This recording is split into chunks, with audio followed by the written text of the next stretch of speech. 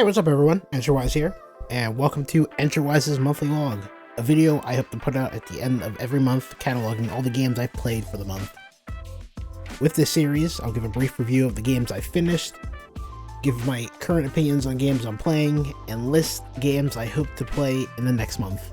So, for games I finished, I have GTA 3, Trials of Mana, and Crime Scene Cleaner. Starting with GTA 3, I wanted to play all the mainline 3D GTA games ahead of the supposed 2025 release of GTA 6, though I do have high suspicion that the game will be delayed, seeing as we haven't had a trailer in, 2 years now, but that's besides the point. The old GTA trilogy is near and dear to my heart, especially San Andreas, probably my most played PS2 game ever. I did own GTA 3, but I was really young and I never really played the story. I mostly just ran around and committed murder. Standard GTA stuff. Now that I'm an adult and, have comprehension abilities, I really enjoyed my time with GTA 3. The start of Rockstar's skyrocketed career. Now, for the record, I am playing the definitive editions, or what we would call the defective editions. So I know there's a bunch of bugs and, issues with those versions of the game that aren't in the original and are considered not the best way to play the games. But they were on sale and I'm sticking to it. Also, like I said before, I was really young, so my opinion on this probably isn't as good as the people who were, adults playing these games. I will say, driving in the game definitely is really bad. Feels like every car is on ice. I think that's just a limitation of the PS2 back then. Well, not PS2, well, like those consoles back then, PS2, Xbox. So, a lot of the, especially like the racing missions, those were a big pain with all the sliding and stuff. It felt like you couldn't even make a 90-degree turn without hitting a wall or spinning out. I honestly hope that, with the definitive edition, they would at least give you, like, Franklin's ability to slow down and perfect driving. Other than that, the story, I actually really enjoyed. The updated gunplay, definitely a big positive, and the weapon wheel and the squirrel wheel for the music was a blessing. Very thankful for that. Next is Trials of Mana. The Mana games were on my list for a while, and I originally did play Secret of Mana on the SNES Classic, but I never completed it. I ended up buying Secret of Mana, the remake, back in December, and completed that in that same month. After beating that, I immediately bought Trials of Mana and started playing that, and ended up being it in January. For the record, Trials of Mana, the gameplay, miles, leagues better than Secret of Mana. It's first of all an actual, action RPG, unlike whatever Secret of Mana was going for. Like, you actually have the ability to dodge and you get to control your hits and do combos, as opposed to the weird swing cooldown thing, like semi-turn based, whatever Secret of Mana was. That alone honestly was just a plus with me, because I was gonna be honest with you, I did not really enjoy my time with Secret of Mana, and so if Trials of Mana was anything similar, I was probably gonna end up refunding the game. So thankfully I didn't have to do that. The game has multiple main characters. Each of them have their own intro story, and there is, from what I've read, I think like a couple endings depending on who your main character is that you pick. I honestly was just going for a single playthrough for the game, although I wouldn't mind, now that I've beat it, playing another playthrough, because it was really fun. I think there's New Game Plus and stuff. But yeah, the story that I did play with the characters, I had Duran, Angela, and Charlotte. I did enjoy the story. It actually kept me hooked more so than Secret of Mana. The class chain system, albeit really bare bones, was a welcome plus. At least they have some sort of customization with my characters. But yeah, really fun. Makes me excited for the next game, Visions of Mana, whenever I get to that. And last in this section is Crime Scene Cleaner. I actually had my eyes on this game when it first showed up on Steam, but I never bought it because at the time I did not have time, with a job and, the sheer amount of games that come out per year nowadays.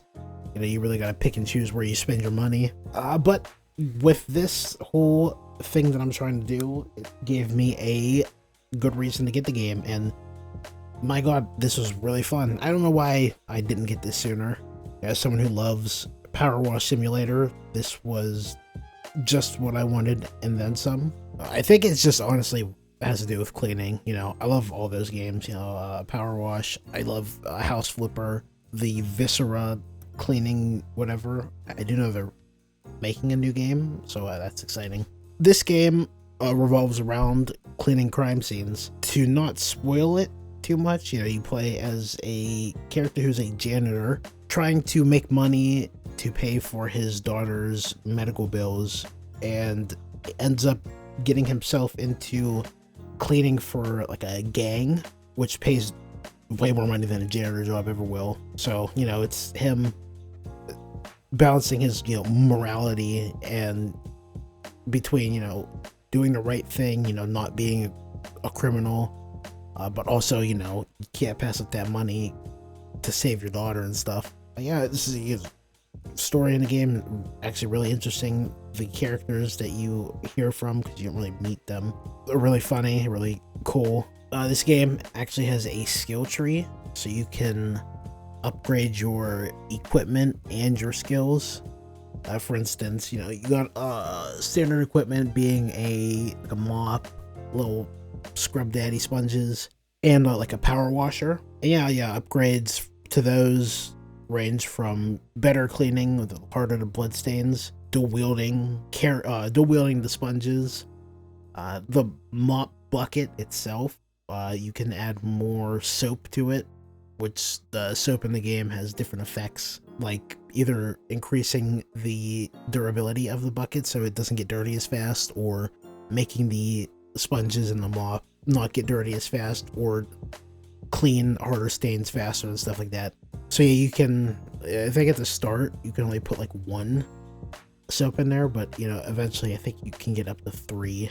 Pretty neat system, you know, especially as later on maps get way bigger. So having those upgrades makes stuff even easier. You know, I honestly, overall, this was a game I ended up beating in a day. There's like 10 levels. I beat it in 2 days. I lied, and I had fun with, you know, every time I played it. I definitely highly recommend it, especially if you like Power Wash. This is definitely a similar game. And this next category is the games that I'm currently playing.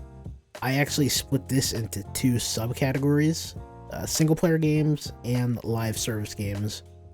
Because single player games, they have an ending that, you know, hopefully I can beat within a month, depending on the game length, you know, with how games are.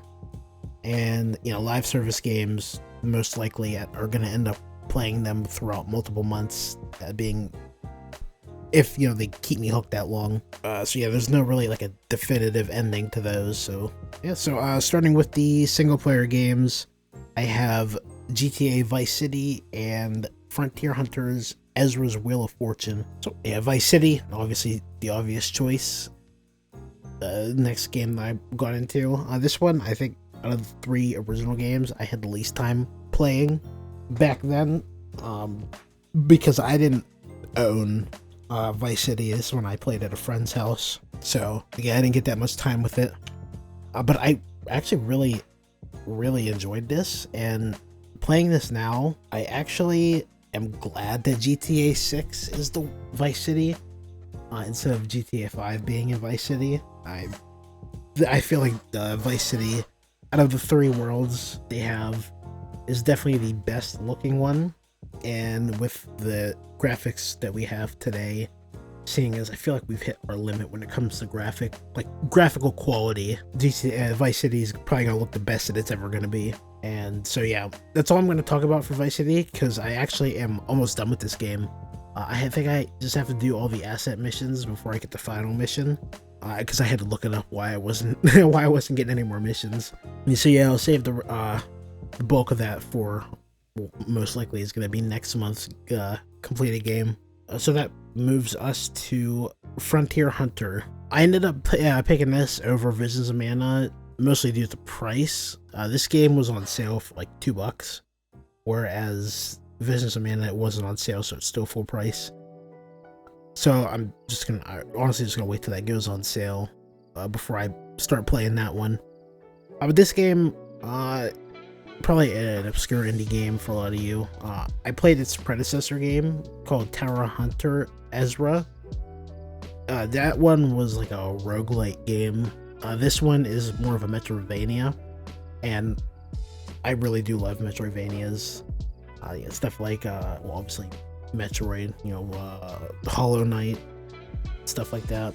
So yeah, this has been fun. I mean, I've only played like 30 minutes of it, but what I played is really fun. They definitely improved the story on this one more so than on Tower Hunter, mostly because it's not a roguelite, so you're not constantly restarting. So next we got the live service games.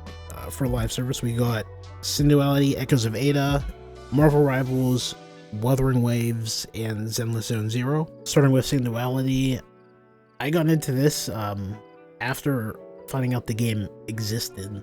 When Bandai was having like their sale on Steam, you click on their page and it was advertised they were doing a network test for this game. And honestly, that was the first I've heard of this. It was very coincidental too, because I just finished watching the anime that this game is based off of, called Synduality Noir. It's 2 seasons. It's actually pretty good. I highly suggest it. It's on Hulu. It's on Hulu. But the fact that I saw this in December. That was when the network test was. It was the last one that came out, and then the game came out January. So I've seen no advertising for this game, so I'm surprised they even caught it. Especially because this game is a live service game, PvPvE extraction shooter with mechs. I'm not really a fan of extraction shooters, but this game does have more of a focus on collecting than killing. In fact, you basically get punished for it by getting sent to a PvP focused map instead of a more friendly like PvE collecting map. Yeah, this game has more of a focus on collecting materials and building your base up and crafting your mech parts and weapon parts and stuff. This game, it's $40 game. Yeah, I'd honestly watch a gameplay video on it. I don't think this game might last long just due to the fact that barely anyone's ever heard of this game. Next is Marvel Rivals. Without a doubt the funnest, I'm gonna say it, funnest team-based multiplayer game that I've played in a while. I was once an Overwatch connoisseur, back Overwatch 1, the original, when it came out, and played the crap out of it. Played the crap out of Ranked when it came out. Honestly, was thinking about really going pro with it, but then I didn't have anyone like that I knew that played this game the way I played it, so I ended up just getting bored of the game and dropping it. And then, well, fast forward to today, Overwatch 2 is a shell of its former self, and I'm back to having fun again playing Marvel Rivals. The difference is I actually have not been playing competitive for this. I've actually just been having fun playing as all the characters, doing the battle pass challenges and stuff. The last 2 games on this section are gacha games, Wuthering Waves, which I am mainly playing, and then Zenless Zone Zero, which I'm passively playing. I first played Wuthering Waves when it originally dropped, but due to the fact that mobile had no controller support, and I don't really like playing gacha games on my PC, I ended up dropping the game. So when it released on PS5 at the beginning of the month, I immediately hopped on and I began to play the game seriously. And after about like 40 hours or so, I ended up completing the main story. I ended up having enough asteroids to pull Carlotta and built up a pretty good team to do a lot of the endgame stuff. And it's honestly been really fun. It reminds me of back when Genshin first came out, the fun I had just wasting or sinking so much time into that. But yeah, once you've done all the content you can, all that's left in the game is to grind until next update. And while there's a lot of stuff you can do without wasting like the stamina, the one thing that really matters is the echoes. And while all you can really do on a daily basis is collect the echoes, however, leveling them up requires using Echo XP, which you can't easily get like the other XP stuff, like weapon XP or character XP. So it is kind of like a chore. You basically get on, do your daily stamina, choose what you want to waste it on. I'm at the point where I'm just mostly using it to get all the Echo XP that I can, and then I'll eventually start leveling up the Echoes that I have for the better substats and stuff. That gets boring after a while, so I actually ended up playing Zenless Zone Zero. I originally was gonna play Genshin, but compared to Wuthering Waves, I'm not really excited for it. So I switched over to Zenless Zone Zero, and I've actually been having fun with it. I actually don't know why I never originally played this when it came out, but the story's been pretty funny. The characters are all cool. There's actually the animations in the game, I think, are probably the best in any gacha game that I've seen so far. I ended up being able to pull Astra Yao, who I guess is a really good support, so I'm hoping that I can get some good with that. But I'm not taking this one as seriously as Wuthering Waves, because I feel like you can only focus on one of those games at a time. So that is that, and now it's time for the final category, which is games that I plan on playing. This one I'm just gonna really list off the games that I plan on playing. This isn't really like a set in stone list. This is more of like a, at the moment of making this, these are the games that I want to play in that month. You know, they're obviously subject to change. You know, things and stuff might, I might last minute decide to pick a different game to play, or you know, I might drop a game. You know, it's really up in air. And so these games that I have are Visions of Mana, GTA San Andreas, Monster Hunter Wilds, Avowed, and Metal Gear Solid. And that's it for the monthly log. I hope you guys enjoyed. Let me know the games that you've played, and also if you want to suggest games that I may be interested in, I'd appreciate that. I tend to miss a lot of games, especially indie games, since advertising for those is a lot harder than, you know, like AAA and stuff. That'd be really helpful. And with that, you know, see you guys next month. Peace out.